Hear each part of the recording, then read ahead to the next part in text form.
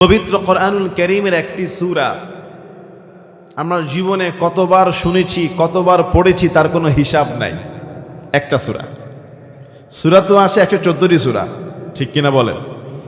114টি সূরা কোরআনে আছে, 30টি পারা আছে। তার মধ্যে একটি সূরার আমি আজকে কথা বলছি, নাম বলছি, দেখি আপনারা ধরতে পারেন কিনা। যেই সূরাটা মুসলমানরা সবচেয়ে বেশি পড়ে, সবচেয়ে বেশি শুনে। কোন সূরা? সবাই বলে নাই কোন সূরা? সূরাতুল ফাতিহা, মানে আলহামদুলিল্লাহ রাব্বিল আলামিন। এই সূরাটার একটা নাম হলো সূরাতুল ফাতিহা, কিন্তু এই সূরার আরো কতগুলো নাম আছে, আরো কতগুলো নাম আছে। যেমন এই সূরাকে বলা হয় উম্মুল কিতাব।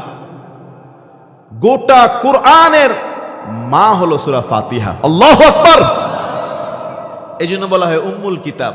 উম্মুল কিতাবের মা, কোরআনের মা। আবার বলা হয় ফাতিহাতুল কিতাব, কিতাবের সূচনা। খুললেই আলহামদুলিল্লাহ সূরা, আছে না নাই?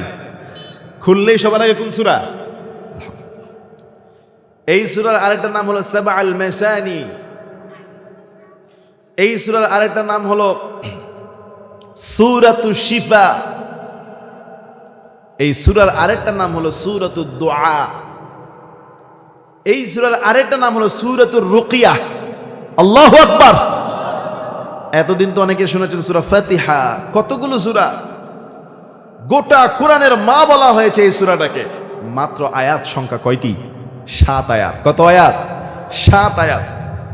হুজুর জীবনে এত পড়লাম, এত শুনলাম, সূরাটার এতগুলি নাম, অনেকে মনে হয় যাতা তো জানি না। কিন্তু এই সূরার ভিতরে আল্লাহ কি বলেছেন সেটা কি আমাদের জানা দরকার না? বলেন। এই সূরাটা আমরা এত শুনি, এত পড়ি, আর যেই সূরাকে বলা হয়েছে কোরআনের মা, যেই সূরাকে বলা হয়েছে কোরআনুল কারীমের সূচনা, গোটা কোরআনের মধ্যে যা আছে, সূরা ফাতিহার মধ্যে রব্বুল আলামিন তার সার নির্যাস সব ঢুকিয়ে দিয়েছে। সুবহানাল্লাহ। এটা এমন একটা সূরা 7 আয়াত বিশিষ্ট। প্রথম 3টা আয়াত আল্লাহর সাথে সম্পর্কিত, শেষের 3টা আয়াত বান্দার সাথে সম্পর্কিত। মাঝের যে একটা আয়াত রয়েছে অর্ধেক আল্লাহর সাথে, অর্ধেক বান্দার সাথে। সুবহানাল্লাহ বলুন। 7 আয়াত। আদাবাড়ি বাণীঘাড়া যুব সমাজ শুনে রাখুন, প্রথম 3টা আয়াত সরাসরি আল্লাহর সাথে সম্পর্কিত, শেষের 3টা আয়াত বান্দার সাথে সম্পর্কিত। মাঝের যে একটা আয়াত আছে এটা অর্ধেক আল্লাহর, অর্ধেক বান্দার। আল্লাহু আকবার। এই সূরাটা প্রত্যেক নামাজে, প্রত্যেক সালাতে, হোক সুন্নত, নফল, ফরজ, বিতির, এমনকি ঈদের নামাজ, তারাবির নামাজ, জুমার নামাজ, তাহাজ্জুদের নামাজ, ইশরাকের নামাজ, চাশতের নামাজ, এমন কোন নামাজ নাই যে এই রাকাতে সূরা ফাতিহা পড়া হয় না। সুবহানাল্লাহ। এই সূরাটা এতটাই গুরুত্বপূর্ণ, এতটা মর্যাদাময়। এই সূরাকে কেন্দ্র করে রব্বুল আলামিন একটা আয়াত নাযিল করেছেন, ওয়ালাকাদ আতাইনাকা সাবআম মিনাল মাসানি ওয়াল কুরআনাল আযীম। রব্বুল আলামিন তিনি বলেন, ও নবী, আমি আল্লাহ পাক রব্বুল আলামিন আপনাকে এমন 7টি আয়াত দান করেছি, যেই 7 আয়াত বারবার মানুষ পড়ে থাকে। সুবহানাল্লাহ। আল্লাহর হাবিব সাল্লাল্লাহু আলাইহি সাল্লাম বসে আছেন, সঙ্গে ফেরেশতা জিবরাইল। কোন ফেরেশতা? জিবরাইল আলাইহিস সালাতু ওয়াস সালাম। হঠাৎ করে একটা শব্দ হলো আকাশের মধ্যে। ফেরেশতা জিবরাইল আকাশের দিকে তাকালেন। আকাশের দিকে নজর করা মাত্র দেরি লক্ষ্য করলেন আকাশের একটা দরজা খোলা হয়ে গিয়েছে। জিবরাইল ফেরেশতা রাসূলকে ডাক দিয়ে বলছেন, ইয়া রাসূলুল্লাহ সাল্লাল্লাহু আলাইহি ওয়াসাল্লাম, আজকে আকাশের মধ্যে এমন একটা দরজা খুলেছে, যেই দরজা জীবনে কোনোদিন আর খোলা হয় নাই। এমন একজন ফেরেশতা সেই দরজা দিয়ে পৃথিবীতে প্রবেশ করেছে, আপনার কাছে আসতেছে। যেই ফেরেশতা পৃথিবীতে কোনোদিন আগে আসে নাই, ওই ফেরেশতা রাহমাতাল লিল আলামিনের দরবারে আসলেন, সামনে বসলেন, সালাম দিলেন, বলছে ইয়া রাসূলুল্লাহ সাল্লাল্লাহু আলাইহি ওয়াসাল্লাম, আমি আল্লাহ পাক রব্বুল আলামিনের পক্ষ থেকে আপনার জন্য এমন দুইটা নূরের সুসংবাদ নিয়ে এসেছি, যেই নূরের সুসংবাদ ইতিপূর্বে কোন নবী রাসূলকে আল্লাহ দেয় না। আল্লাহু আকবার। রাহমাতাল লিল আলামিন, সাইয়্যিদুল মুরসালিন, প্যারা নবী কামলে ওয়ালা, লওগো সালাম, লওগো সালাম। চিন্তা করেন, এমন দুইটা নূরের সুসংবাদ যেটা আর কোন নবীকে দেওয়া হয় নাই। কি সেই সুসংবাদ? ফেরেশতা বলছেন, হুজুর শোনেন শোনেন, দুইটা সুসংবাদ, দুইটা নূরের সুসংবাদ। কয়টা? কয়টা? দুইটা নূরের সুসংবাদ, যেটা ইতিপূর্বে কাউকে দেওয়া হয় নাই। শোনেন, আপনার জন্য আল্লাহ পাক রব্বুল আলামিন পাঠিয়েছেন। একটা হলো সূরাতুল ফাতিহা, 7 আয়াত বিশিষ্ট যেই সূরা, আরেকটা আছে সূরা বাকারার শেষে যে আয়াতগুলো। এই দুইটা নূর, এই দুইটা সূরার শেষের আয়াত এমন গুরুত্বপূর্ণ, এমন মহত্বময়, মর্যাদাময়। সূরা ফাতিহার বাকারার শেষ 1, 2, 3 আয়াত, এগুলির প্রত্যেকটা হরফের উপরে নূর আর নূর আছে। আপনি যা চাইবেন আয়াত পড়ে আল্লাহ আপনাকে সেটাই দান করে দিবে। সুবহানাল্লাহ। এজন্য রাসূল সাল্লাল্লাহু আলাইহি ওয়াসাল্লাম বলেছেন, যেই নামাজে সূরা ফাতিহা পড়া হয় না সেই নামাজ কবুল হবে, কবুল হবে, সেই নামাজ কবুল হবে না। যেই নামাজে সূরা ফাতিহা নাই, কেননা এই নামাজের প্রথম রাকাতে সূরা ফাতিহা। প্রথম রাকাতে কি? ফাতিহা। এখন সালাতে যখন আমরা দাঁড়াই, ফাতিহা পড়ার আগে আল্লাহর প্রশংসা সানা আছে না নাই? সানার পরেই আল্লাহর কাছে আমরা আশ্রয় চাই। আউযু বিল্লাহ, পড়ুন, আউযু বিল্লাহি মিনাশ শাইতানির রাজীম, বিসমিল্লাহির রহমানির রহিম। তারপর সূরা ফাতিহা। আগে আল্লাহর কাছে আশ্রয় চাও, বরকতের দোয়া পড়ো, যাতে করে কোরআন তেলাওয়াতের মধ্যে শয়তান যেন তোমাকে খোঁচা দিতে না পারে। আল্লাহু আকবার। সালাতের ভিতরে আউযু বিল্লাহ আছে না নাই? প্রথম রাকাতে কিন্তু পড়তে হয়, দ্বিতীয় রাকাতে আউযু বিল্লাহ লাগে না। প্রথম রাকাতে সানা পড়ার পরেই সূরা ফাতিহা পড়ার আগে আপনাকে আউযু বিল্লাহি মিনাশ শাইতানির রাজিম পড়তে হবে। এটার অর্থ কি? এটার অর্থ হলো বিতাড়িত শয়তানের ওয়াসওয়াসা থেকে আমি আল্লাহর কাছে আশ্রয় চাই। কার কাছে? শয়তান যদি আমাকে আপনাকে ধোঁকা দেয়, নামাজের ভিতরে শয়তানের ধোঁকা আছে না নাই? যেমন যখন আজান হয়, রাসূল আকরাম সাল্লাল্লাহু আলাইহি সাল্লাম তিনি বলেছেন, যখন আজান হয়, এই আজানের শব্দ যায় যত দূর, শয়তান এটা সহ্য করতে না পারে, পালিয়ে যায় তত দূর। শুধু পালায় না, পালানোর সঙ্গে সঙ্গে পিছনের রাস্তা দিয়ে বাতাসও ছাড়ে। আজান শেষ, আবার শয়তান মসজিদের আশেপাশে হাজির, দোকানে হাজির, বাসায় হাজির, খবরদার নামাজে যাবি না। এবার যখন একামত শুরু হয়ে যায়, একামতের আওয়াজও শয়তান সহ্য করতে পারে, শয়তান পালিয়ে যায়। একামত যখন শেষ হয়ে যায়, নামাজি ব্যক্তি যখন নামাজে দাঁড়িয়ে যায় আল্লাহর সামনে, রাসূল সাল্লাল্লাহু আলাইহি সাল্লাম বলছে, শয়তান তখন নামাজিকে ধোঁকা দেয়, ওয়াসওয়াসা দেয়, এমন ধোঁকায় ফেলে দেয়, একটা নামাজি এমন সময় মনেই রাখতে পারে না সে কি 3 রাকাতে আছে না 2 রাকাতে আছে না 4 রাকাত পড়তেছে, ঠিক কি না? এজন্য রব্বুল আলামিন তিনি বলেন, ফাইম্মা ইয়ানযাগান্নাকা মিনাশ শাইতানি নাযগুন ফাসতাঈদ বিল্লাহ ইন্নাহু হুয়াস সামিউল আলীম। সূরা ফুসসিলাত 24 পারা 19 পৃষ্ঠায় রব্বুল আলামিন বলেন, শয়তান যখন তোমাদেরকে ধোঁকায় ফেলে দিবে, ওই অবস্থায় দুনিয়ার কেউ তোমাদেরকে বাঁচাতে পারবে না। আমি আল্লাহর কাছে আশ্রয় চাইবা, সঙ্গে সঙ্গে শয়তান থেকে আমি আল্লাহ হেফাজত করে দিব। আবার সূরা নূর 18 পারা 7 নম্বর পৃষ্ঠায় রব্বুল আলামিন বলেন, ওয়া কুর রাব্বি আউযু বিকা মিন হামাযাতিশ শায়াতিন ওয়া আউযু বিকা রাব্বি আন ইয়াহদুরুন। ও নবী আপনি বলুন ওয়াকুর রাব্বি আউযু বিকা মিন হামাযাতিশ শায়াতিন, শয়তানের ওয়াসওয়াসা থেকে আল্লাহ আশ্রয় চাই। রাব্বি আন ইয়াহদুরুন, হে রব তোমার কাছে আশ্রয় চাই শয়তান যেন আমার কাছে উপস্থিত না হয়। আপনি যখন আউযু বিল্লাহি মিনাশ শাইতানির রাজিম পড়বেন, শয়তানের ধোঁকা আর ওয়াসওয়াসা থেকে আপনার মনটাকে হেফাজত করে দিতে পারেন কে? তাহলে শয়তান থেকে বাঁচার একটা দোয়া শিখলাম। কি দোয়া? আউযু বিল্লাহি মিনাশ শাইতানির। দেখবেন অনেকে বলে হুজুর আমি তো জানি নামাজ পড়া দরকার, রোজা রাখা দরকার, হালাল খাওয়া দরকার, কুরআন পড়া দরকার, তাফসীর হচ্ছে, সবাই বসে আছে, আমি বাইরে একা ঘুরঘুর করতেছি, ভিতরে আসা দরকার, তাও মন আসতেছে না। বুঝতে হবে আপনার ঘাড়ের উপরে শয়তান বসে আছে। যারা তাফসীরের বাইরে আছেন, কোরআনের প্যান্ডেলের বাইরে, আপনি যদি এখন মন থেকে বলেন আউযু বিল্লাহি মিনাশ শাইতানির রাজিম, বিতাড়িত শয়তানের, অভিশপ্ত শয়তানের ওয়াসওয়াসা থেকে আল্লাহর কাছে আশ্রয় চাই, দেখবেন একটু পরে আপনার মনটা বলবে ধুর এই চা, এই বুট, এই মুরালি, এই মানুষের হাঁটাহাঁটি বাজারের থেকে আল্লাহর রহমতের বাগানে গিয়ে বসি, বরং দুইটা কথা শিখি, সেখানেই মজা আনন্দ, দৌড়ে চলে আসতে মন চাইবে। আল্লাহু আকবার।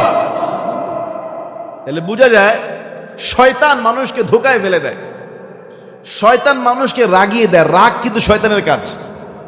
রাগ কার কাজ?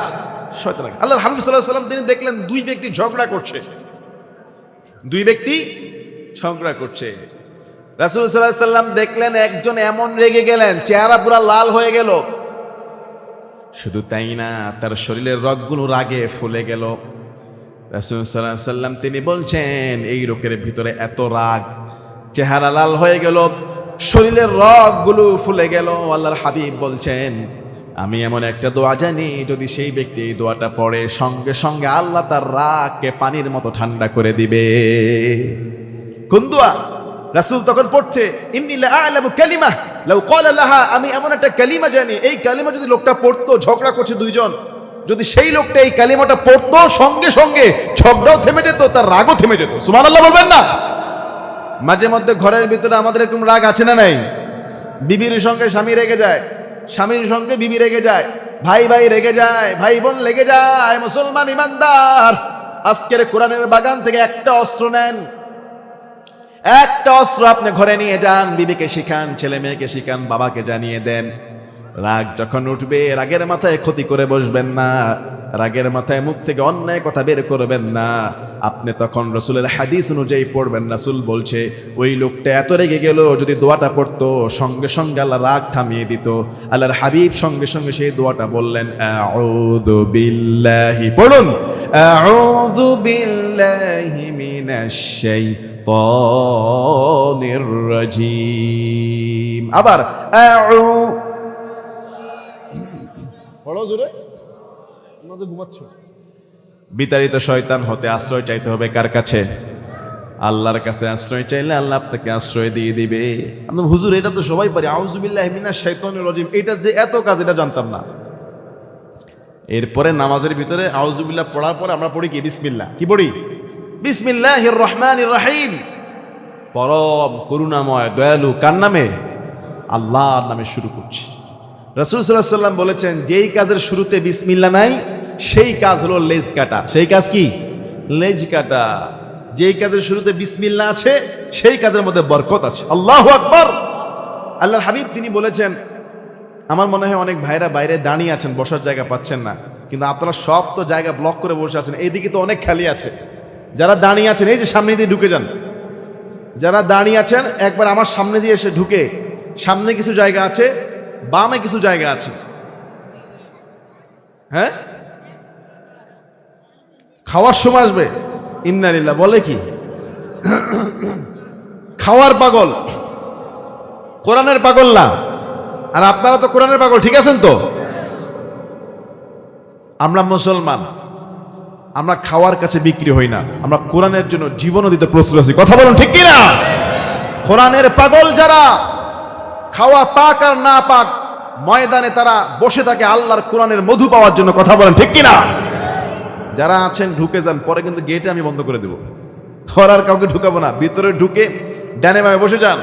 মুসলিম আমি, সংগ্রামী আমি, আমি চিররণভীর, আল্লাহকে ছাড়া কাউকে মানি নাই আমি।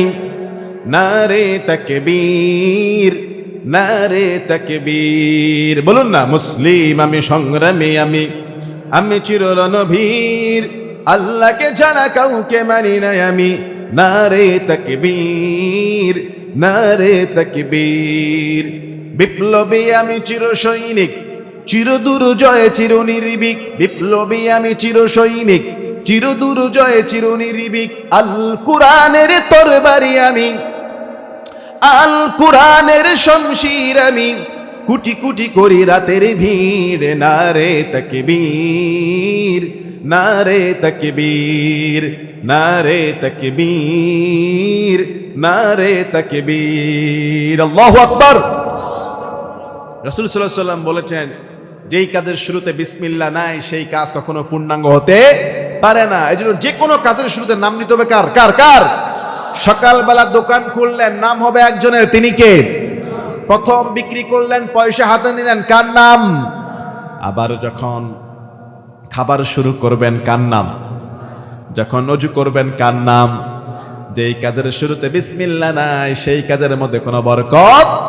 আল্লাহর হাবিব সাল্লাল্লাহু আলাইহি সাল্লাম তিনি বলেছেন, রাতের বেলা যখন ঘুমাতে যাবা দরজা বন্ধ করবা, বিসমিল্লাহ বলে দরজা বন্ধ করবা, বিসমিল্লাহ বলে লাইট অফ করবা, বিসমিল্লাহ বলে খাবার শুরু করবা। যে ব্যক্তি রাতের বেলা বিসমিল্লাহ বলে ঘরের দরজা বন্ধ করবে, শয়তান হতাশ হয়ে বলবে আজকে রাতে থাকার জায়গা পেলাম না।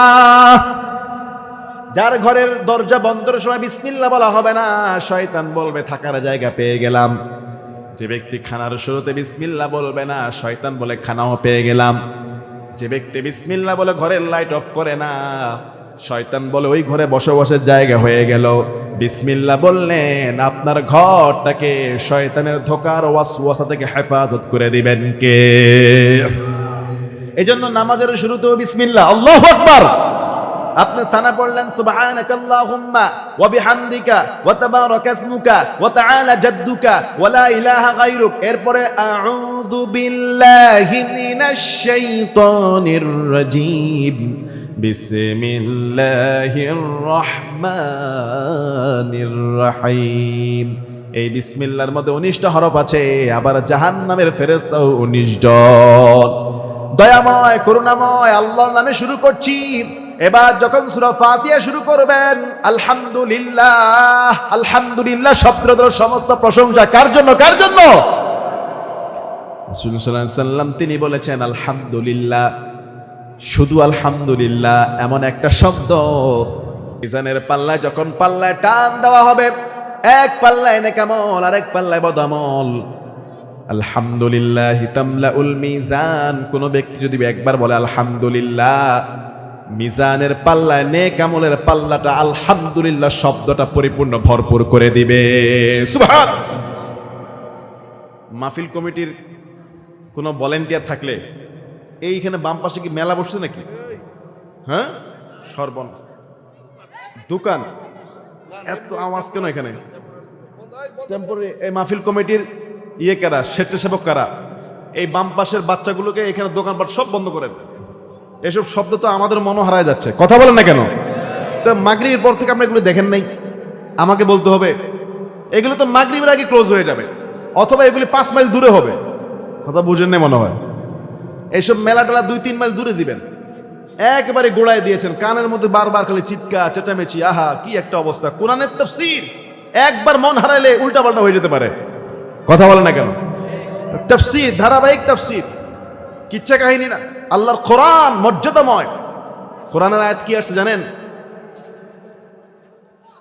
ওয়া ইযা কুরিআল কুরআন ফাসতামিউ লাহু ওয়া আনসিতু লাআল্লাকুম তুরহামুন। যখন কোরআন তেলাওয়াত করা হয় তোমরা চুপ থাকবা, শ্রবণ করবা। কোরআনের মজলিসটা হবে silent. Keep silent, cool down, no sound, no disturb. Disturb করাটা কাফেরদের লক্ষণ। যেমন কোরআনে আসছে ওয়াকালাল্লাযীনা কাফারু লা তাসমাউ লিহাদাল কোরআন ওয়ালগাউ ফীহি লাআল্লাকুম তাগলিবুন। কাফেররা বলতো মুহাম্মদের কোরআন শুনবে না, যখন মুহাম্মদ কোরআন তেলাওয়াত করবে সেখানে হট্টগোল করবা, আর হট্টগোল করলে শয়তান হাজির, তোমরাই বিজয় হবা, কোরআন হেরে যাবে। নাউজুবিল্লাহ বলুন। একই সাথে কোরআন আর হট্টগোল দুইটা চলতে পারে না, হয় হট্টগোল হবে আমরা বন্ধ হয়ে যাব, না হয় কোরআন হবে ওরা বন্ধ হয়ে যাবে। কথা বলেন ঠিক কি না? মুন্সিগঞ্জের বাসী এগুলো তো আসরের আগে ক্লিয়ার করবেন, এটা আমাকে বলতে হবে কেন? কোথায় যুবকেরা? আদর করে বন্ধ করেন, দরকার নাই, আদর করে সময় দেন আরো 15 মিনিট, আস্তে আস্তে বন্ধ করেন, একটা আওয়াজ যেন এখানে না আসে। কোরআনের ময়দানে কোনো হট্টগোল হওয়া এটা বেয়াদবির লক্ষণ। কথা বলেন না কেন? রাগ করছেন আপনারা? দোকানপাট চলুক চলুক, 2-3 মাইল দূরে চলুক, 200-100 গজ দূরে চলুক, কিন্তু এত সাইডে আপনারা দিলেন যে কানে সাউন্ড পাচ্ছি বারবার, চিৎকার চেঁচামেচি, হাউ মাউ কাউ কাউ, তো কি তাফসীর করব? আল্লাহ হেদায়েত দান করুক। আরো জোরে আমিন। ইনশাআল্লাহ আজকে বলে দিলাম, নেক্সট টাইম কোনো বছর আর ভুল হবে না আশা করি, ঠিক কিনা বলেন? আমরা না বললে বলবে কারা? একটা পয়েন্ট ধরায় দিলাম। কোরআন, আসেন কোরআনে, মনে আছে আপনাদের? মনে আছে? আউযুবিল্লাহ বললাম, বিসমিল্লাহ বললাম, সূরা ফাতিহাতে ঢুকছি। প্রথম শব্দটা কি বলেছি? আলহামদুলিল্লাহ। কি বলেছি? আলহামদুলিল্লাহ। আলহামদুলিল্লাহ তামলাউল মিজান।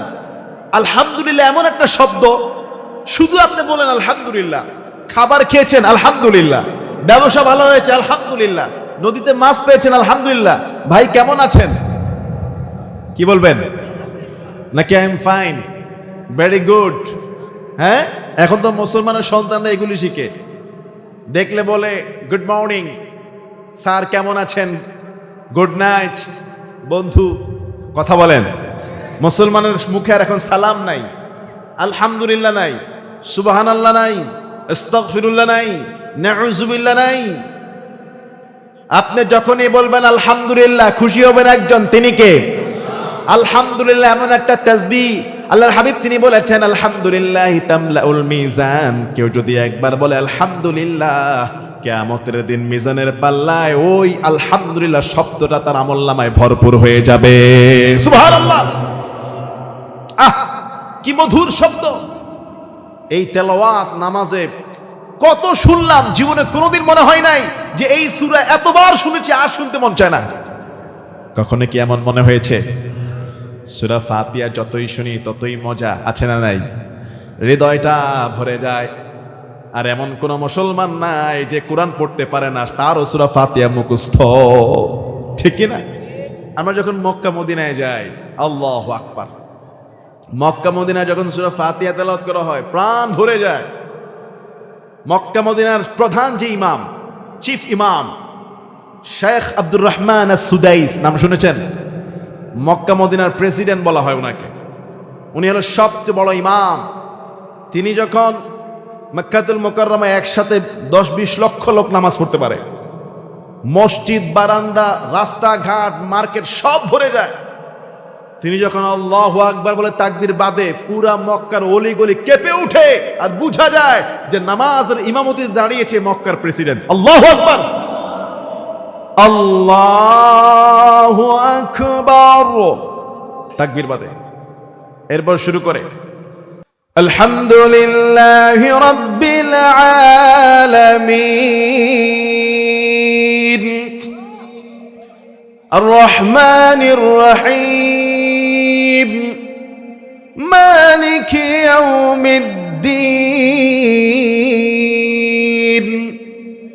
ইয়্যাকা না'বুদু ওয়া ইয়্যাকা নাস্তাঈন اهدنا الصراط المستقيم صراط الذين أنعمت عليهم غير المغضوب عليهم ولا الضالين।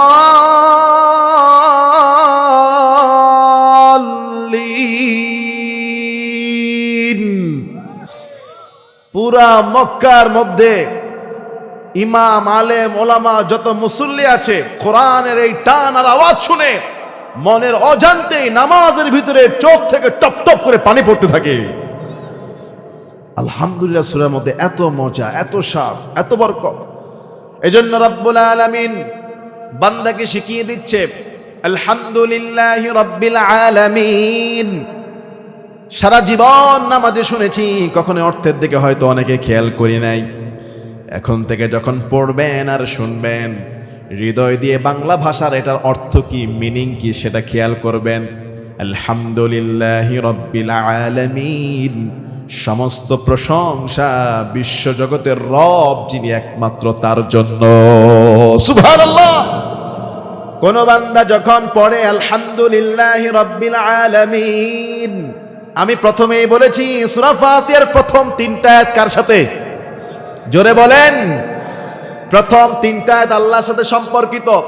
কোন বান্দা যখন পড়বে আলহামদুলিল্লাহি রাব্বিল আলামিন, সঙ্গে সঙ্গে আমার আল্লাহ জবাব দিয়ে দেয় হামিদানি আবিদি, আমার বান্দা আমার প্রশংসা করলো। সুবহানাল্লাহ। এজন্য আলহামদুলিল্লাহ যত বেশি পড়বেন, যত বেশি কৃতজ্ঞতা করবেন, যত বেশি শুকরিয়া করবেন। সূরা ইব্রাহিম 13 পারা 15 পৃষ্ঠায় রব্বুল আলামিন বলেন, লা ইন শাকারতুম লা আযীদান্নাকুম ওয়া লা ইন কাফারতুম ইন্না আযাবি লাশাদীদ। তুমি যখনই আমার কৃতজ্ঞতা আদায় করবা কোনো নিয়ামত পেয়ে, আমি আল্লাহ তোমার সেই নাজ নিয়ামত কৃতজ্ঞতার বদৌলতে আরো বহুগুণ বাড়ায়া দিব। সুবহানাল্লাহ। আর যদি আমার নিয়ামত পেয়ে অকৃতজ্ঞ হও, শাস্তির ব্যবস্থা আছে না নাই? আপনার জমিতে 1 মণ ধান হলো, আপনি পড়েন আলহামদুলিল্লাহ, আল্লাহ খুশি হয়ে সামনের বছর 2 মণ দিতে পারে। আল্লাহু আকবার। আপনি আজকে পান্তা খেলেন, নুন খেলেন, আপনি আলহামদুলিল্লাহ বলুন, আল্লাহ আপনার নিয়ামত বাড়িয়ে দিবে। আপনি কখনই অন্যের দিকে তাকাবেন না যে আমি আলুর ভর্তা খেলাম, সে তো ইলিশ মাছ খেলো। এই অন্যর দিকে তাকাবেন না, তাহলে আল্লাহর কৃতজ্ঞতা আদায় করতে মন চাইবে না। আলুর ভর্তাকে এটা ভাববেন, বহু মানুষ আছে সারাদিন কাঁচা মরিচ দিয়ে ভাত খাওয়ার তৌফিক হয় না, ঠিক কি না? এজন্য আলহামদুলিল্লাহি রাব্বিল আলামিন যখন পড়বেন নামাজে, যখন শুনবেন ইমামের মুখে, যখন নিজে পড়বেন আর মনে মনে ভাববেন এটার অর্থ হলো সমস্ত প্রশংসা, সমস্ত গুণাবলী, সমস্ত নিয়ামত বিশ্বজগতের প্রতিপালক যিনি, একমাত্র প্রশংসা পাওয়ার দাবি তিনি, তারই প্রশংসা করছি আলহামদুলিল্লাহ রাব্বিল আলামিন পড়ে ফেলবেন। এবার পরের আয়াত আর রহমানির রহিম। আর রহমান দয়ালু, রহিম দয়ালু, দুইটাই দয়ালু, কিন্তু শব্দের ভিন্নতা আছে না নাই? তিনি পরম করুণাময়, দয়ালু দাতা। আর রহমান এটাও তার নাম, রহিম এটাও তার নাম। দুইটার শব্দের অর্থ হলো দয়ালু, দুইটা শব্দের অর্থ হলো দয়া, রাহমাত, প্রেম, ভালোবাসা। কিন্তু প্রথম যে রহমান আর রহমান, এটার অর্থ হলো সারা পৃথিবীর সমস্ত মাখলুকের জন্য, সবার জন্য আল্লাহর দয়া।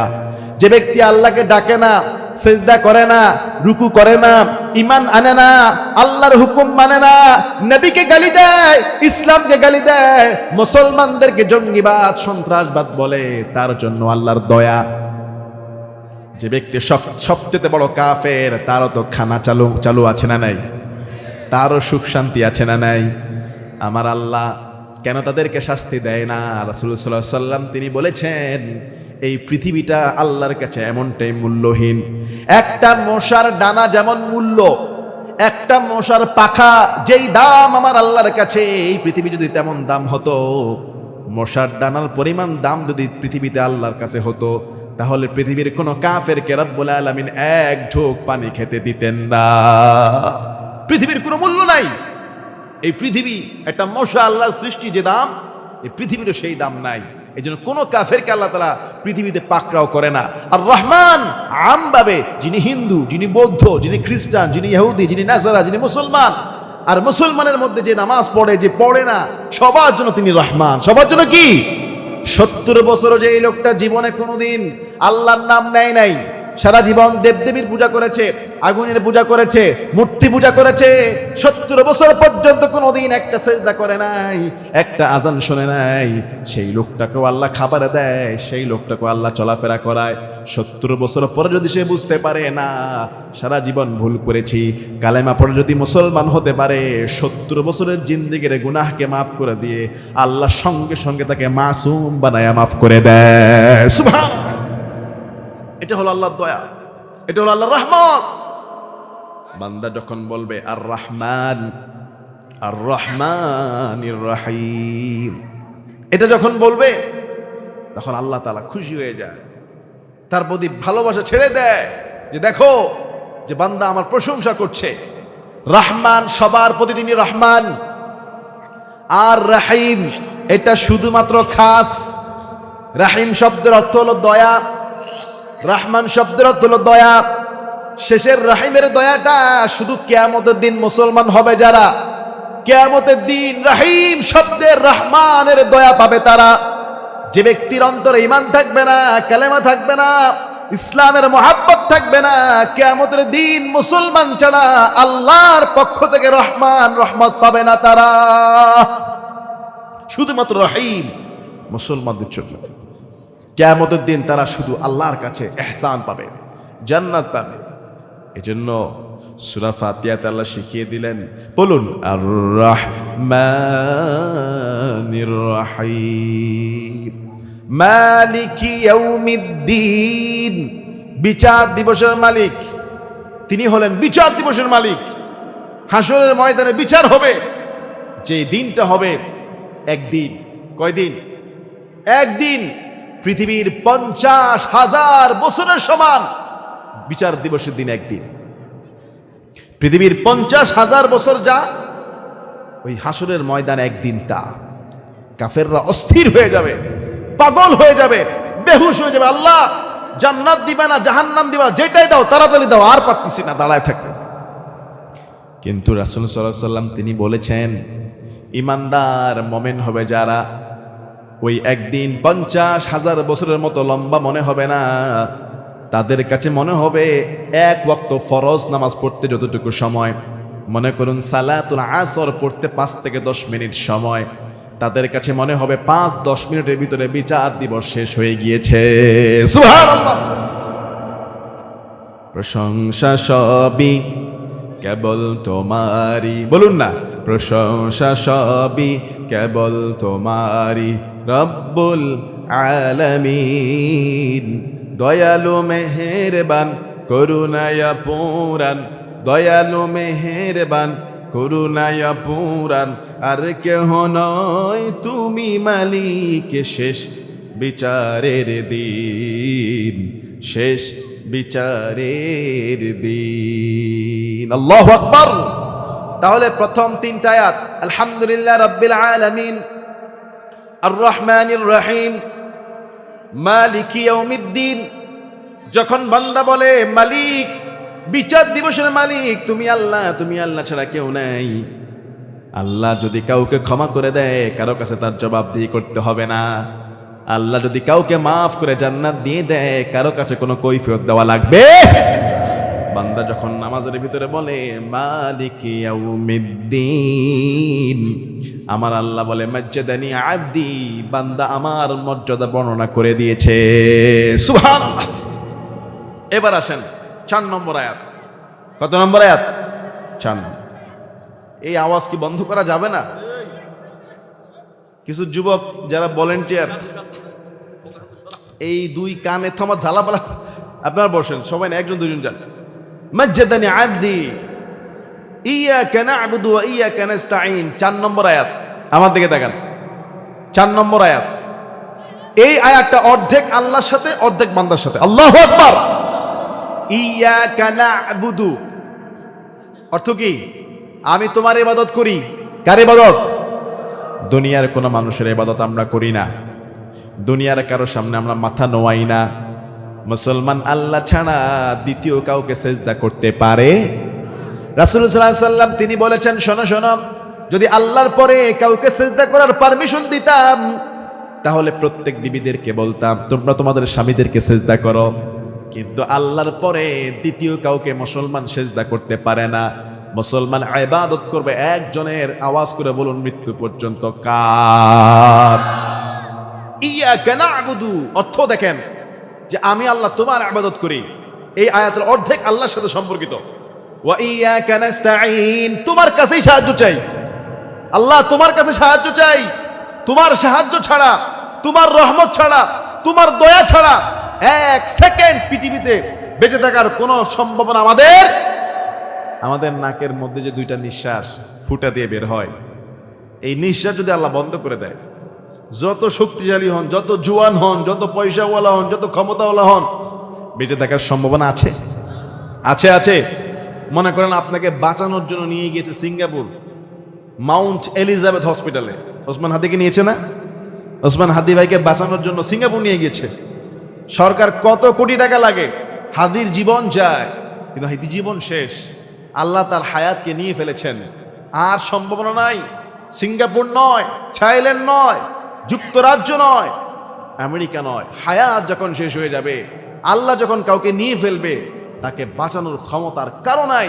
এই জন্য আমরা মুসলমান যখন নামাজ পড়ি, আল্লাহকে বলি, আল্লাহ ইয়াকা না'বুদু, তোমার গোলাম, তোমার দাস আমি, তোমার ইবাদত করি আল্লাহ, ওয়া ইয়াকা নাস্তাঈন, তোমারই সাহায্য চাই, তোমার সাহায্য ছাড়া সম্ভব না। তাহলে এই আয়াতের অর্ধেক আল্লাহর সাথে, অর্ধেক বান্দা নিজের জন্য সাহায্য চায়। এবার কি সাহায্য? পরবর্তী আয়াত, শেষ 3 আয়াত, ইহদিনাস সিরাতাল মুস্তাকিম। আল্লাহ তুমি আমাকে সহজ সরল পথে পরিচালিত করো। যেই পথে গিয়েছেন আবু বকর সিদ্দিক রাদিয়াল্লাহু আনহু, যেই পথে গিয়েছেন ওমর ফারুক রাদিয়াল্লাহু আনহু, যেই পথে আলী রাদিয়াল্লাহু তাআলা আনহু, সমস্ত সাহাবারা, ওলিয়া উল্লাহরা, বুজুর্গরা, আল্লাহ নবী রাসূলুল্লাহ, তোমার কাছে সাহায্য চাই, সেই সহজ সরল পথে তুমি আমাকে পরিচালিত করে দাও। পড়ুন ইহদিনাস, পড়ুন ইহদিনাস সিরাতাল মুস্তাকিম সিরাতাল লাযীনা আন'আমতা আলাইহিম গায়রিল মাগদুবি আলাইহিম ওয়ালাদ-দাল্লিন। বলুন আমিন। রাসূল সাল্লাল্লাহু আলাইহি ওয়াসাল্লাম তিনি বলেছেন, কিয়ামতের আগে আমার উম্মত হবে 73 দলে বিভক্ত। কত দলে? 73 দলে উম্মত হবে বিভক্ত। চিন্তা করেন, একটা দুইটা না, 73টা দল হয়ে যাবে। আল্লাহর হাবিব বলছেন 72 দল চলে যাবে সোজা জাহান্নামে। কয় দল? 72 দল সোজা যাবে জাহান্নামে, আর মাত্র একটি দল যাবে জান্নাতে। আল্লাহু আকবার। সাহাবারা বললেন, হুজুর সেটা কোন দল? কোন দল? জান্নাতের দল আমরা চাই। আল্লাহর হাবিব স্পষ্ট করে বললেন, শোনো, সেই দলটা হলো আমি রাসূলের অনুসারী যারা, সাহাবীদের অনুসারী যারা, আমি এবং আমার রাসূলের আদর্শ মানবে যারা, কিয়ামতের দিন জান্নাতের কাতারে থাকবে তারা। সুবহানাল্লাহ। কিয়ামতের ময়দানে সর্বমোট জান্নাতীদের কাতার হবে 120 কাতার। সমস্ত নবীদের উম্মত, মুহাম্মদ সাল্লাল্লাহু আলাইহি ওয়াসাল্লামের উম্মত, সব উম্মত যত জান্নাতি, সমস্ত জান্নাতীদের কাতার হবে 120 কাতার। 100 তো আপনি বলবেন, হুজুর আদম আলাইহিস সালাম থেকে শুরু করে কিয়ামত পর্যন্ত কত মানুষ পৃথিবীতে আসবে, 120 কাতার কি হবে নাকি? আরে ভাই, 120 কাতার তো এই আদাবাড়ি মসজিদের কাতারের মতো না, ঠিক না? এক একটা কাতার হবে অনেক লম্বা কাতার। 120 কাতার হবে জান্নাতীদের কাতার। সেই 120 কাতারে থাকবে আদম নবীর উম্মত, ঈসা নবীর উম্মত, ইব্রাহিম আলাইহিস সালাতু ওয়াস সালামের উম্মত, সমস্ত নবীর উম্মত, থাকবে মুহাম্মদ সাল্লাল্লাহু আলাইহি ওয়াসাল্লামের উম্মত। আল্লাহর হাবিব বলছেন, সাহাবারা শোনো, 120 কাতার জান্নাতের মধ্যে আমি নবীর উম্মত হবে 80 কাতার জান্নাতি। সুবহানাল্লাহ। 80 কাতার আমি নবীর একা হবে, বাকি থাকলো 40 কাতার। ঠিক না বে ঠিক? 120 থেকে 80 গেলে কত? বাকি 40 কাতার সমস্ত নবীদের উম্মত যারা, বাকি 40 কাতার জান্নাতি হবে তারা, আর আমি নবীর উম্মতেই হবে 80 কাতার ভর্তি জান্নাতি। আল্লাহু আকবার। তার মানে বোঝা যায় আমাদের হায়াত কম, কিন্তু জান্নাতের সংখ্যা কম না বেশি? আমাদের ইবাদতের ভার কম না বেশি? রাসূল সাল্লাল্লাহু আলাইহি সাল্লাম তিনি বলেছেন, আমার উম্মত যদি এক রাত ধরতে পারে, আল্লাহ 80 থেকে 90 বছরের রাতের সওয়াব দান করে দিবে। কোন রাত আসতেছে? সেই রাত কিন্তু আসছে। ইন্না আনজালনাহু ফি লাইলাতিল কদর ওয়া মা আদরাকা মা লাইলাতুল কদর লাইলাতুল কদরি খায়রুম মিন আলফি শাহর। সাহাবারা বসে আছেন, একজন উম্মতের গল্প শুনলেন পূর্বের নবীর, যেই নবীর উম্মত টানা 100 বছর শুধু আল্লাহর রাস্তায় জিহাদ করেছে। আগেরকার উম্মতদের হায়াত ছিল বেশি, 200, 300, 400, 500। সাহাবারা শুনে মন খারাপ হয়ে গেল, পূর্বের নবীর উম্মত যারা হায়াত পেয়েছেন লম্বা, তারা বেশি ইবাদত করেছেন, আমরা মাত্র 50-60 বছরের হায়াত পাবো, কি আর ইবাদত করব, কি আর জান্নাতে যাব। আমার আল্লাহ সূরা কদর নাজিল করে জানিয়ে দিলেন, ওয়ামা আদরাকা মা লাইলাতুল কদর। ও নবী, লাইলাতুল কদরটা কি আপনি জানেন নাকি? লাইলাতুল কদরি খায়রুম মিন আলফি শাহর।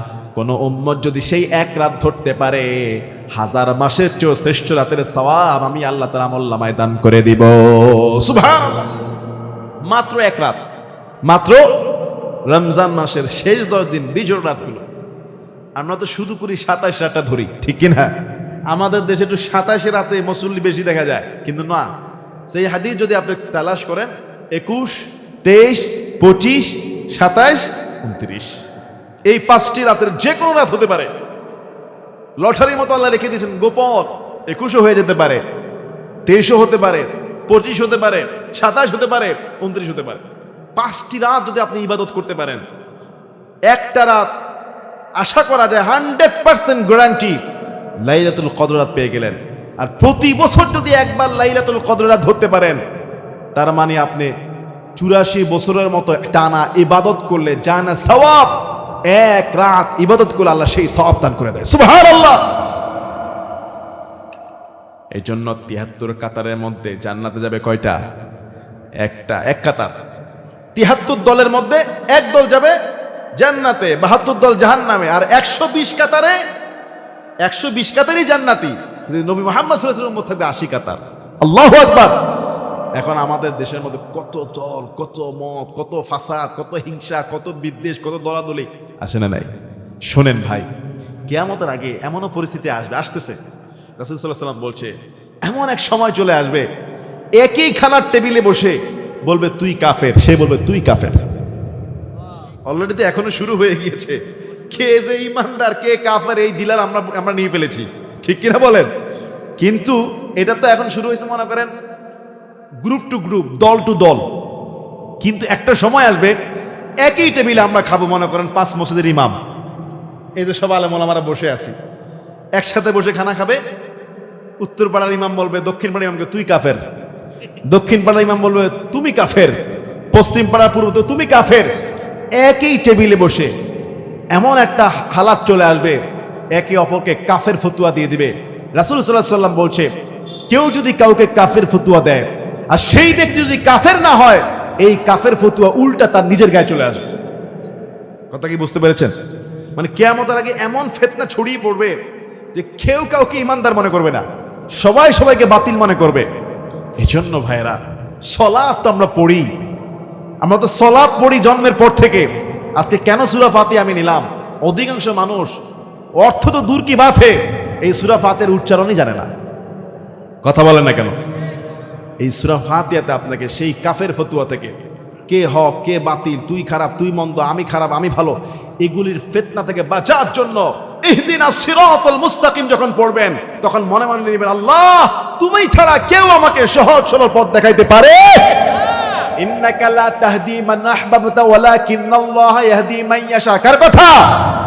মৃত্যুর সময় বিশ্বনবীর সবচেয়ে কাছের চাচা আবু তালেব, মৃত্যুর গড়গড়া শুরু হয়ে গিয়েছে।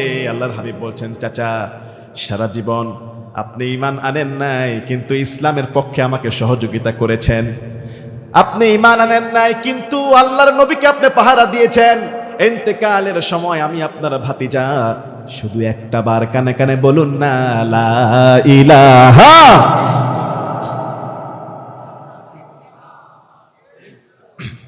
লা ইলাহা ইল্লাল্লাহু মুহাম্মাদুর রাসূলুল্লাহ সাল্লাল্লাহু আলাইহি ওয়াসাল্লাম বলছেন, চাচা খালি একবার বলেন লা ইলাহা ইল্লাল্লাহ, কিয়ামতের দিন আমি নবী সাল্লাল্লাহু আলাইহি ওয়াসাল্লাম আপনার পক্ষে সুপারিশে দাঁড়িয়ে যাব। সেই মুহূর্তে আবু জাহেল হাজির, চাচা আবু তালেবকে বলছে, আবু জাহেল বলছে, আবু তালেব তুমি আমার ভাই, মৃত্যুর সময় মুহাম্মদের দ্বীনকে গ্রহণ করে আমাদের বাপ দাদার ধর্মে চুনকালি মেখো না, আব্দুল মুত্তালিবের ধর্মকে অবমাননা করো না। আবু জাহেল বুঝায়, খবরদার আবু তালেব কালেমা পড়বা না। রাসূল আরেকদিকে বুঝায়, চাচা আপনার বলা লাগবে না, শুধু কানে কানে একবার বলেন লা ইলাহা ইল্লাল্লাহু মুহাম্মাদুর রাসূলুল্লাহ সাল্লাল্লাহু। সঙ্গে সঙ্গে দুনিয়া থেকে বিদায় হয়ে গেলেন। আবু তালেব কালেমা পড়তে পারলেন না। সারা জীবন রাসূলকে পাহারা দিয়েছেন। মক্কার একটা কাফেরও সাহস করে নাই নবীজির গায়ে হাত দেওয়ার জন্য। সেই আবু তালেব ইন্তেকাল করলেন, রাসূলের মনটা ভেঙে গেল। আল্লাহর হাবিব বলছেন, আমি আমার চাচার জন্য সুপারিশ করব। আমার আল্লাহ আয়াত নাজিল করে দিলেন, খবরদার মা কানা লিন-নাবিয়্যি ওয়াল্লাযীনা আমানু আন ইস্তাগফিরু লিল মুশরিকিনা ওয়ালাউ কানু উলি কুরবা মিন বাদি মা ইলা আখিরিল আয়াহ। মা কানা লিন-নাবিয়্যি ওয়াল্লাযীনা আমানু, যারা নবী, যারা ঈমানদার, আন ইস্তাগফিরু লিল মুশরিকিন, কোন মুশরিকের জন্য ক্ষমা প্রার্থনা করা যাবে। ওয়ালাউ কানু উলি কুরবা, যদিও সে মুশরিক আপনার কাছের বাবা হয়, মা হয়, চাচা হয়, আত্মীয় হয়, খবরদার কোন মুমিনের জন্য, কোন নবীর জন্য শোভনীয় নয় মুশরিকদের জন্য সুপারিশ করা। রাসূল সাল্লাল্লাহু আলাইহি ওয়াসাল্লাম বলছে, কিয়ামতের দিন সুপারিশ করলে সে জান্নাতি হয়ে যেতে পারতো, কিন্তু আল্লাহ নিষেধ করেছেন সুপারিশ করা যাবে না। শুধু আমি আল্লাহর কাছে সুপারিশ করব, আল্লাহ আমার চাচাকে সবচেয়ে হালকা শাস্তিটা দিয়ে দিবেন। আমার আল্লাহ আয়াত নাজিল করলেন, ইয়া উমার বন্ধু, আপনি তাকে এতবার চেষ্টা করলেন কালেমা পড়ানোর জন্য, কিন্তু কালেমা পড়ার তৌফিক দাতা একজন, আওয়াজ করে বলুন তিনি কে? স্পষ্ট আল্লাহ জানিয়ে দিলেন, ইন্নাকা লা তাহদি মান আহবাবতা ওয়ালাকিন্নাল্লাহা ইয়াহদি মান ইয়াশা। কার কথা? আপনি তাকে হেদায়েত দিতে পারবেন না। ইন্নাকা লা তাহদি মান আহবাবতা, যাকে আপনি ভালোবাসেন নবী, তাকে আপনি হেদায়েত দিতে পারবেন না। চাচাকে ভালোবেসে অনেকবার দাওয়াত দিয়েছেন, হেদায়েত দিতে পারবেন না।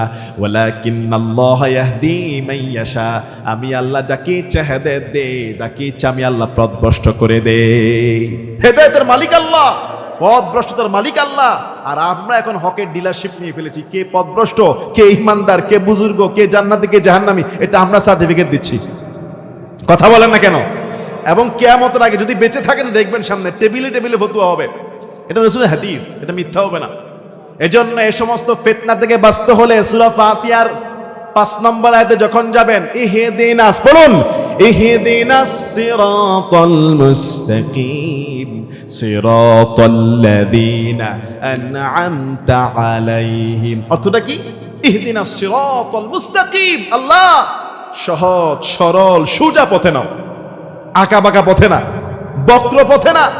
ইহদিনাস সিরাতাল মুস্তাকিম, আল্লাহ তুমি আমাকে সহজ সরল পথে কবুল করো। সিরাতাল্লাযীনা আন'আমতা আলাইহিম, ওই পথেই কবুল করো যেই পথে তোমার নিয়ামত প্রাপ্ত বান্দারা জীবন যাপন করে গিয়েছে। আবু বকর, ওমর, উসমান, আলী রাদিয়াল্লাহু আনহুম আজমাইন, তাদের পথেই, তাদের মতেই কবুল করো। শুধু রাসূল সাল্লাল্লাহু আলাইহি ওয়াসাল্লাম কিয়ামতের দিন চাচার পক্ষে কথা বলবে। এই জন্য আল্লাহ তাআলা উনার চাচা আবু তালেবকে জান্নাতও দিবে না, জাহান্নামের সবচেয়ে নিম্ন যে শাস্তিটা, জাহান্নামের সবচেয়ে কম আযাব, এটা যদি কম আযাব হয় তাহলে বড়টার কি অবস্থা? এক জোড়া আগুনের জুতা পরায় দিবেন। চাচা আবু তালেবকে এক জোড়া আগুনের জুতা পরিয়ে দেওয়া হবে, যে আগুনের গরমে মাথার মগজগুলো ফুটন্ত পানির মতো টকবক করে পড়তে থাকবে। আর এটা কি দুনিয়ার আগুনের হিটের মতো হিট? রাসূল সাল্লাল্লাহু আলাইহি ওয়াসাল্লাম তিনি বলেছেন, দুনিয়ার যে আগুন সেটা থেকে 70 গুণ বেশি হবে জাহান্নামের আগুন।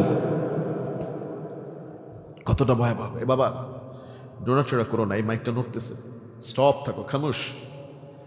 জাহান্নামের আগুন হবে দুনিয়ার আগুন থেকে 70 গুণ বেশি হিট, বেশি তীব্রতা। শুধু রাসূলের চাচা বলে। আর যারা অন্যান্য বেনামাজি, কাফের, মুশরিক, যাকাত দেয় না, সুদখোর, জেনাখোর, বেবিচার, ওদের কি অবস্থা হবে?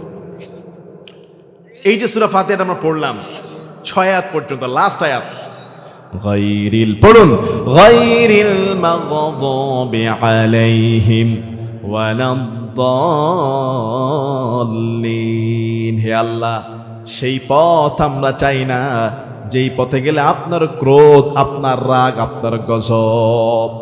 ওয়ালাদ-দাল্লিন পথ ভ্রষ্টতার পথ, গায়রিল মাগদুবি আলাইহিম আপনার রাগ, ফেরাউনের পথ, হামানের পথ, নমরুদের পথ, আবু জাহেলের পথ, কাফেরদের পথ চাই না আল্লাহ।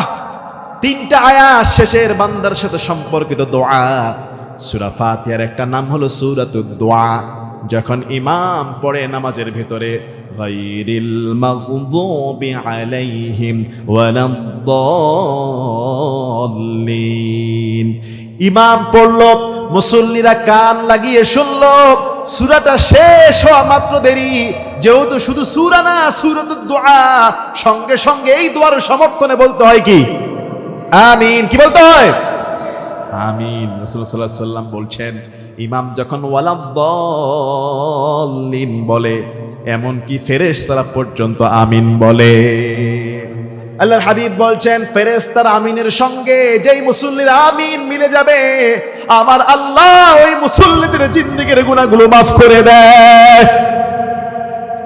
এজন্য দেরি করবেন না, দাল্লিন বলার পরে কি ওই সময় ফেরেশতারাও বলে। আপনি বললেন আর একটু পরে, যখন হুজুর কেরাত শুরু করলো তখন কাজ হবে দাল্লিন আমিন, দাল্লিন ফেরেশতারাও আমিন বললো, আপনিও কি বললেন? আমিন। দুইজনের আমিনের জবান যদি একত্রিত হয়ে যায়, মিলে যায়, রাসূল সাল্লাল্লাহু আলাইহি ওয়াসাল্লাম বসে মুসল্লিদের গুনাহ আল্লাহ মাফ করে দেয়। সুবহানাল্লাহ। তাহলে এই সূরার একটা নাম হলো সূরাতুদ দুআ, ফাতিহাতুল কিতাব, উম্মুল কিতাব, সূরাতুশ শিফা, সূরাতুর রাহমাহ, সূরাতুর রুকিয়া। রাসূল আকরাম সাল্লাল্লাহু আলাইহি ওয়াসাল্লামের সেই হাদিসের বর্ণনা আছে, সিয়াসিত্তুল হাদিস, সাহাবীদের দল একটা সফরে গিয়েছিলেন, সফরে তাদের এলাকা থেকে দূরে গিয়েছেন সফরে। তো সফরের হালতে ওনাদের খিদা লেগেছে অনেক। গ্রামবাসীকে বলেন, এই আমরা মুসাফির মানুষ, একটু খানা টানা দেওয়া যাবে কিনা? তো ওনারা বলছেন, না না, খানা টানা আমরা দিতে পারবো না, কিপটা মেহমানদারি করাই নাই। তো সাহাবা একরামের দল ওনারা চুপচাপ বসে আছে, তাদের কাফেলা বিশ্রাম নিচ্ছে। হঠাৎ করে সেই গ্রামের যে গ্রামের যে নেতা সর্দার, একটা বিষাক্ত সাপ সেই সর্দারকে ছোবল মারে। সর্দার তো পুরো কাত হয়ে পড়ে আছে, সাপে কামড় দিলে কিছুক্ষণ বাঁচে, এরপরে সহজে বাঁচে না যদি বিষাক্ত সাপ হয়, ঠিক কিনা বলে? গ্রামের মানুষ খুব পেরেশানি হয়ে গেল। গ্রামের যে কজন পুরুষ ছিল ওরা একটু বাইরে কাজকর্মে গিয়েছে, গ্রামের সর্দারকে কিভাবে বাঁচাবে, কি করবে বুঝতে পারছে না। হঠাৎ করে সেই গ্রামের লোকেরা চিন্তা করলো, ওই যে মুসাফিরের দল আছে, একটু খাবার চেয়েছে দেই নেই, যাই সেখানে গিয়ে জিজ্ঞাসা করি সেখানে কোনো কবিরাজ আছে কিনা, কবিরাজ আমাদের ভাষায় বলছি, ঝাড়ফুঁক করে কিনা কেউ। তখন গ্রাম থেকে একজন দৌড়ে আসছে, ভাই আপনাদের মধ্যে কেউ আছেন কি? আমাদের গ্রামের সর্দারকে সাপে কেটেছে, একটু চিকিৎসা করতে পারবেন, কেউ আছেন কিনা? একজন বলে, আমি পারি। সুবহানাল্লাহ বলেন। আমি জানি, তবে শর্ত আছে, একটু আগে ক্ষুধার যন্ত্রণা একটু মেহমানদারি চেয়েছি, দেন নাই, যদি চিকিৎসা করাই মেহমানদারি দেওয়া যাবে কিনা? আল্লাহু আকবার। বলে, সর্দারকে কামড় দিয়েছে, মেহমানদারি করাবো না মানে? চলেন, কি খাবেন? সুবহানাল্লাহ বলবেন না? এখন অন্যান্য সাথী যারা ওই সাহাবীদের মুসাফির, ওরা বলে সে সাপে কাটা রোগী ভালো করতে পারে, এটা জানতাম না। যাই হোক, সে চলে গেল গ্রামবাসীর লোকের সাথে, গ্রামে চলে গেল সর্দারকে ভালো করার জন্য। গেল, যাওয়ার পরে 1-2 মিনিট দোয়া পড়লো, পড়ে ফু দিল। ফু দেওয়া মাত্র দেরি, সঙ্গে সঙ্গে সাপের বিষকে পানি করে সর্দারকে আল্লাহ সঙ্গে সঙ্গে সুস্থ করে দিয়েছে। গ্রামের মানুষ এত খুশি হয়েছে, সেই সাহাবীদেরকে পেট ভরে ইনস্ট্যান্ট দুধ পান করিয়েছে, যে কত মন চায় আগে দুধ খান। তৎকালীন জামানায় দুধ, পনির, ঘি, রুটি এগুলি খেত। এখন তো আমরা তো মাছে ভাতে বাঙালি, ঠিক কিনা? ওনারা খেত দুধ, ঘি, পনির, রুটি, খেজুর, এগুলি খেতে বেশি। এখনো আরবে যান, দেখুন মক্কা মদিনায় খেজুর বিলাই দিচ্ছে। তারপর আপনার এখন তো আধুনিক, দুধটাকে ওরা করে টক দই আকারে করে এটা দেয়। তো সাহাবেরা পেট ভরে দুধ খেলেন, আর বলছে, শোনেন সাহাবারা, আমাদের এই সর্দারকে সুস্থ করার জন্য আমাদের পক্ষ থেকে আপনাদের জন্য 30টা ছাগলের বকরি উপহার দিয়ে দিলাম। সুবহানাল্লাহ। এক একটা ছাগল যদি 10,000 করে হয়, 30টার দাম কত আসে? 3 লক্ষ টাকা। কত টাকা? 3 লক্ষ টাকার ছাগল নিয়ে যখন উনি আসছে, কাফেলার অন্যান্য সাহাবার আশ্চর্য হয়ে গেল, কি ব্যাপার, তুমি ঝাড়ফুঁক করতে পারো এটা আমরা জানি না, তুমি যে এই ব্যাপারে এক্সপার্ট আমরা তো জানি না। তখন সেই সাহাবী বলছে, শোনো শোনো, কি পড়েছি শোনো, আমি আসলে তেমন কিছুই জানি না। সাপে কাটা রোগী গ্রামের সর্দারের কাছে গিয়ে কোরআন থেকে ছোট্ট একটা সূরা পড়ে ফু দিয়েছি, কোরআনের সেই সূরাটার নাম হলো সূরাতুল ফাতিহা। ফাতিহা ফু দে মাত্র দেরি, সঙ্গে সঙ্গে সে সুস্থ হয়ে গিয়েছে। এক সূরাতে 30টা ছাগল তারা আমাদেরকে উপহার দিয়ে দিয়েছে। সুবহানাল্লাহ, এক সূরাতে 3 লক্ষ টাকা, আল্লাহু আকবার। এখন সমস্ত সাহাবারা বলছে, সূরা ফাতিহা পড়ে 30টা ছাগল, তার মানে কেমন জানি কোরআন দিয়ে চিকিৎসা করলা, এটার বিনিময়ে 30টা ছাগল নিলা, এটা কি জায়েজ হবে কি হবে না? নবীর দরবারে যাব, সওয়াল করব, তারপরে আমরা নিব। আল্লাহু আকবার। রাহমাতাল লিল আলামিনের কাছে যাব, রাসূলকে জিজ্ঞাসা করব, তারপরে সব সাহাবারা নবীর দরবারে, ইয়া রাসূলুল্লাহ সাল্লাল্লাহু আলাইহি ওয়াসাল্লাম, আপনার এই সাহাবী এক কাণ্ড ঘটাইছে, গ্রামের সর্দারকে সাপে কেটে তখন শোয়ায় ফেলেছে, আপনার এই সাহাবী গিয়ে সূরা ফাতিহা পড়ে ফু দিয়ে শুধু সুস্থ করে নাই, 30টা ছাগল নিয়ে আসছে। আল্লাহর হাবিব বললেন, কি আশ্চর্যের বিষয়, আমার এই সাহাবী কিভাবে জানে সূরা ফাতিহা পড়ে ফু দিলে রোগ মুক্তি হয়ে যায়? রাসূল বললেন, 30টা ছাগল নেওয়া জায়েজ আছে না সেটা পরের কথা, ছাগল নেবা না মানি তোমরাও ভাগ করে নিবা, আমি নবীর জন্য একটা ভাগ রেখে দিবা। সুবহানাল্লাহ। তার মানে মনে কি জায়েজ না হারাম? হুজুররা বেশি খুশি হয়েছে, কারণ হুজুরা তো ফুটু দেয়, ঠিক কিনা বলেন? আজকেও আমি পাইছি কিন্তু ফুটু দিয়া, মানে ফু দিয়েছে, হাদিয়া দিয়ে দেয়। এই যে রাসূল বলছে যে তুমি শুধু নেবা না, আমার জন্য এক ভাগ রেখে দিবা। 30টা ছাগল এক ফুতে মানে 3 লাখ টাকা। আল্লাহু আকবার। এখনো কিন্তু সেই সূরা আছে, কিন্তু সেই সূরার পড়ার মতো সেই হুজুর কিন্তু এখন নাই। কথা বলেন না কেন? এখন কি ফু দিলে আর সাপের বিষ পানি হয়? এই জন্য ছাগলের সংখ্যা কমে গেছে, ঠিক কিনা বলেন? 3 লাখের জায়গায় এখন 100 টাকা বাইর হয় না, 50 টাকা। হ্যাঁ, তো ইজ্জত শেষ মানে মুন্সিগঞ্জের 50 টাকা মাত্র, আরো বেশি, মানে কমসে কম 50, 5 হয় না থেকে 50। দেখছেন অবস্থা? মানে সেই সূরা কিন্তু ঠিক ওইটাই আছে। আল্লাহু আকবার। সূরা ওইটাই আছে, 3 লক্ষ টাকার থেকে এখন চলে আসছে 50 টাকায়। এখন কাজ হয় না, যে কাজ হবে। এই যে আপনি সূরাটা আজকে শুনলেন, হুজুর লাগবে না, রাত 12টা বাজে পেট ব্যথা শুরু হয়ে গেছে, হয় না? রাত 2টা বাজে মাসুম বাচ্চা চিৎকার চেঁচামেচি কান্নাকাটি, হয় কিনা বলেন না? 3টা বাজে বিবির প্রসব বেদনা শুরু হয়ে গিয়েছে, আপনি সুন্দর করে সূরাটা পড়ে ফু দিয়ে তাকে খাওয়ান, ছিটান, মাফ করে দিবেন কে? বলে হুজুর যে বুদ্ধি দিয়েছেন, সুস্থ তো হবে না, উল্টা মরবে। কেন? আমি তো পড়তেই পারি না, যা পড়ি সব উল্টা গজব আসবে। কথা বলেন ঠিক কিনা? যেমন আমরা যে পড়ি, আলেমরা পড়ে আলহামদুলিল্লাহি রাব্বিল আলামিন, খেয়াল করবেন কিন্তু আল হামদু, এখানে হা নাকি হা? অনেক মানুষ বলে কি আলহামদু, হুজুর কি বলে আলহামদু, অথচ উচ্চারণ হলো আলহামদু লিল্লাহি রাব্বিল আলামিন, আইন দ্বারা। আর যারা আম পাবলিক এরা বলে আলামিন, সরে আদা হামজা দ্বারা, আলামিন কি বলে? আচ্ছা, আলামিন বলে। তার আলহামদুলিল্লাহি রাব্বিল আলামিন সহিহ উচ্চারণের অর্থ হলো সমস্ত প্রশংসা বিশ্বজগতের প্রতিপালক রবের জন্য। তখন আপনি বলবেন আলহামদু লিল্লাহি রাব্বিল, রব্বিলও বলতে পারে না, রাব্বিল আলামিন, তখন হবে কি জানেন? সমস্ত ময়লা আবর্জনা আল্লাহর জন্য। নাউজুবিল্লাহ বলবেন না? এখন কি ফু দিলে পেট ব্যথা কমবে না আরো বাড়বে? তো কি মারার বুদ্ধি দিলাম আপনাদেরকে? প্রিয় ভাইরা, 50 বছর সালাত পড়লাম, 30 বছর সালাত পড়ছি, 70 বছর পড়ছি, সূরা ফাতিহা বিশুদ্ধ হচ্ছে না। তাহলে এই নামাজ, এই সালাত, এই মজা কিভাবে আসবে বলেন? আমাদের ভিতরে ঈমানের নূর কিভাবে জাগবে? আবার আমরা চেষ্টাও করি না। এখন বলতে পারেন হুজুর, আজকে আপনি যে তাফসীরটা করলেন সূরা ফাতিহা, আসলেই মুসলমান হিসেবে আমারও শিখা দরকার, আমার বিবিরও জানা দরকার, আমার ছেলেটা বড় হয়েছে তো কি হয়েছে, ছেলে, ছেলের বউ, নাতিপুতি সবারই শিখা দরকার। কিন্তু এখন যে শরম লাগে, এই বয়সে কি আর পড়া যায়?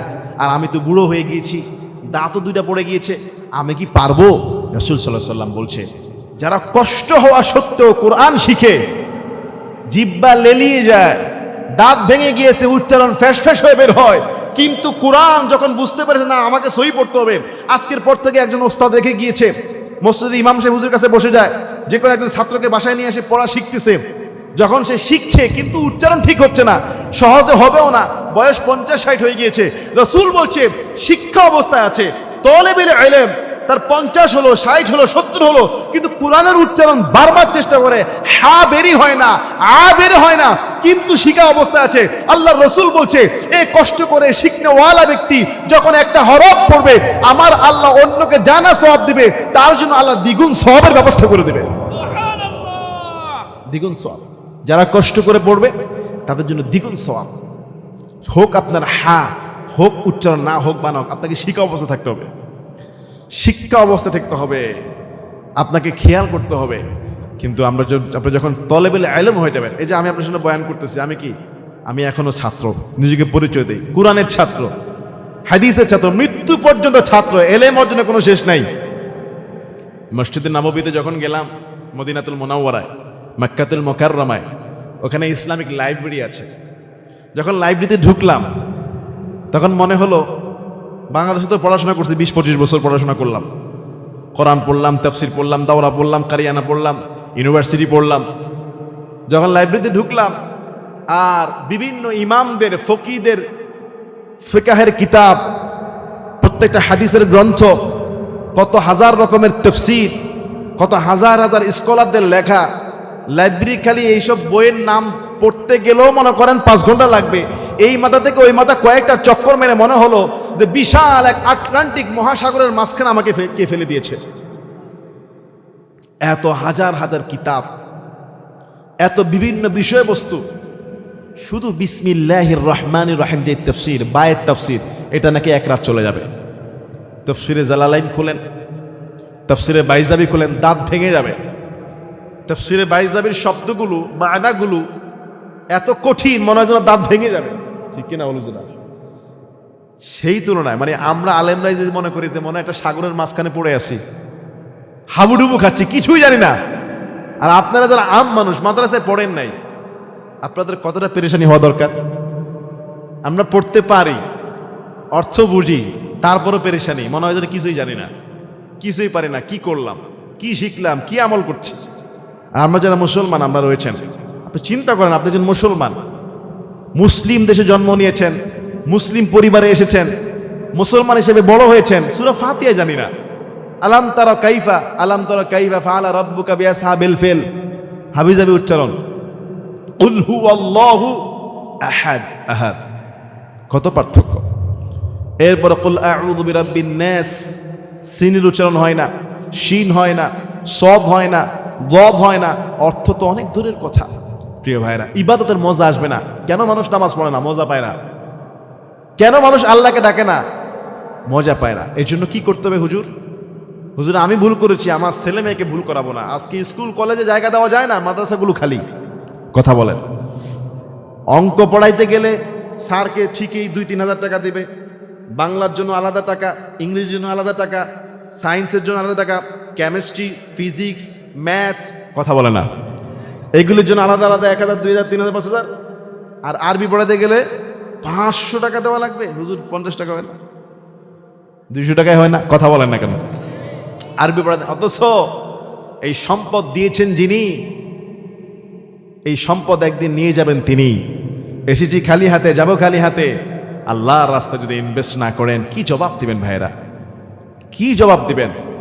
ওয়াদা নেন, আজকের পর থেকে আমি যত বড় মাতব্বর হই, বয়স হোক, ব্যবসায়ী হই, চাকরিজীবী হই, ক্ষমতাবান হই, সালাত, 5 ওয়াক্ত সালাত পড়বো।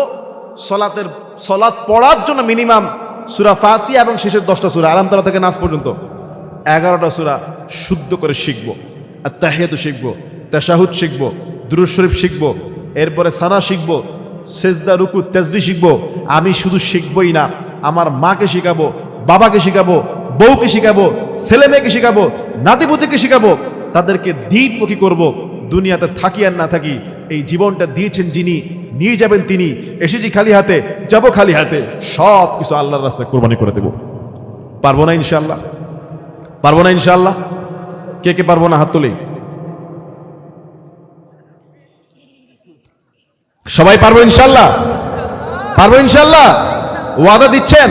হাত নামান। আমার সাথে একটা এত সবক নেন আজকে।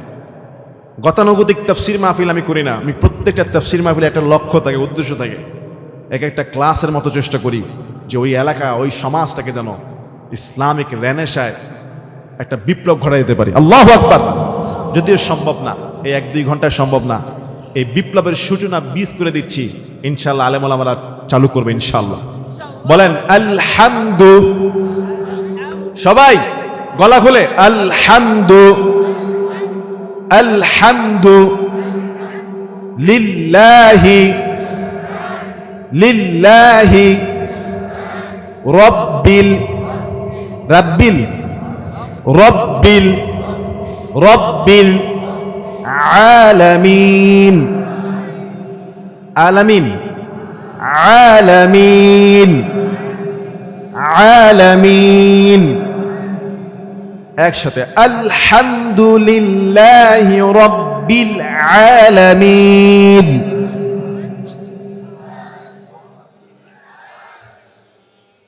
এইভাবে যদি আপনি মেহনত করেন, এক আয়াত যদি একদিন করেন, এক আয়াত 1 সপ্তাহ মেহনত করলেন, হবে না কেন? 100 বার হবে, ঠিক কিনা? আপনি এক আয়াত 1 সপ্তাহ মেহনত করেন, শুধু আলহামদুলিল্লাহ রাব্বিল আলামিন। যদি এই আয়াতের আইন আর হা হয়ে যায়, পরে সব আইন আর হা হয়ে যাবে, ঠিক কিনা বলেন? আল্লাহ কোরআনের ছাত্র হিসাবে, ইসলামের ছাত্র হিসাবে মৃত্যু পর্যন্ত কবুল করে না, কবুল করে না, বলেন আল্লাহুম্মা আমিন। আর আমার সম্মানিত মা বোনরা এসেছেন না, ওনাদের প্যান্ডেল আছে মাশাআল্লাহ।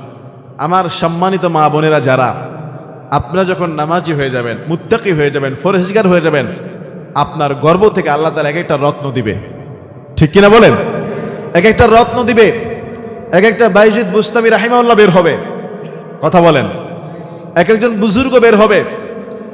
মা বোনেরা, দিন যত যাচ্ছে মেয়েদের ফেতনা তত ছড়িয়ে পড়ছে। কিছুদিন আগে মেরাজের রাত গেল না, সবে মেরাজ। রাসূল সাল্লাল্লাহু আলাইহি ওয়াসাল্লাম মেরাজের রাতে জাহান্নামে একটা উকি মেরেছিলেন। রাসূল বলছে, আমি দেখলাম জাহান্নামে সবচেয়ে বেশি নারীরা পড়ে আছে জাহান্নামে। কেন? তারা বেশি বেশি লানত দেয়, বেশি বেশি অকৃতজ্ঞ হয়। কার? স্বামীর। 50 বছর সংসার করার পরেও বলে তোমার সাথে ঘর করে জীবনে কিছুই পাইলাম না। এরকম আছে না নাই? বলে। অথচ তার স্বামী তার জন্য সারা জীবন জুতার তলা ক্ষয় করে মাথার চুল পাকে চুল সব ফেলে দিয়েছে, এখন বলে তোমার সাথে সংসার করে কিছুই পাইলাম না। মা বোনেরা, স্বামী এমন একজন আপনার অভিভাবক, তাকে মনে কষ্ট দেওয়া হারাম, তার অবাধ্য হওয়া হারাম, তার বিপক্ষে যাওয়া হারাম, তার সঙ্গে গালাগালি করা, তর্ক করা হারাম, সম্পূর্ণ হারাম। স্বামী এমন একজন আপনার অভিভাবক, আপনার জীবন সঙ্গী। রাসূল সাল্লাল্লাহু আলাইহি ওয়াসাল্লাম বলছে, কারো স্বামী যদি রাতের বেলা তার বিবিকে ডাক দেয় তার কাছে, সেই বিবি যদি স্বামীর কাছে না আসে, রাগ করে সারা রাত ফেরেশতারা ওই নারীর উপর লানত দিবে। নাউজুবিল্লাহ বলবেন না? এবার আসেন, নারীদের জান্নাতে যাওয়ার রাস্তা খুব সহজ। হাদিসের মধ্যে আসছে 4টা আমল মাত্র। কয়টা আমল? 4টা আমল। রাসূল সাল্লাল্লাহু আলাইহি ওয়াসাল্লাম বলছে, যেই নারীরা মাত্র 4টা আমল করবে, একটা হলো খামসুস সালাত, 5 ওয়াক্ত নামাজ, রমজান মাসের রোজা, নিজের চরিত্রের হেফাজত এবং স্বামীর হুকুম আহকাম মেনে চলা, স্বামীর আনুগত্য করা। আল্লাহর হাবিব বলছেন, যেই নারী এই 4টা কাজ করবে, জান্নাতের যেই দরজা দিয়ে মন চায় আল্লাহ তাকে সেই দিক দিয়ে প্রবেশ করা দিবে। সুবহানাল্লাহ। এজন্য আমার মা বোনদের কাজ কয়টা? আপনাদেরকে বাসায় গিয়ে বলতে হবে তাদেরকে কয়টা। 1 নম্বরে 5 ওয়াক্ত নামাজ, রমজান মাসের রোজা, নিজের চরিত্র, পর্দার হেফাজত, স্বামীর খেদমত।